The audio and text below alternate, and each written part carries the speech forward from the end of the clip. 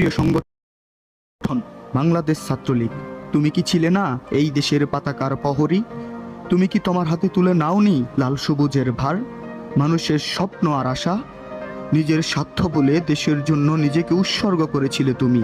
তবু আজ কেন এই অকৃতজ্ঞ জাতি এত সহজে ভুলে যায় তোমার ত্যাগ? আজ বুকের ভেতরে জমে থাকা আক্ষেপ, অনুভূতিরা শব্দ খুঁজে পায় না, চাইলেও প্রকাশ করা যায় না আত্মনাদ। চিৎকারগুলো যেন হাহাকার পরিণত হয়।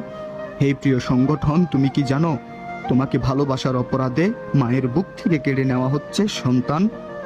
তোমাকে ভালোবাসার অপরাধে আজ বহু আদর্শের সন্তান কারাগারে, কেউ বা নিঃশব্দ অন্ধকারে হারিয়ে গেছে নামহীন নীরব এক মৃত্যুর নিচে। এই প্রিয় সংগঠন, তুমি এই আদর্শের জন্য, দেশের জন্য নিজের স্বার্থকে বিসর্জন দিয়েছিলে, তবে আজ কেন তোমার কর্মীরা অত্যাচার নির্যাতনের শিকার?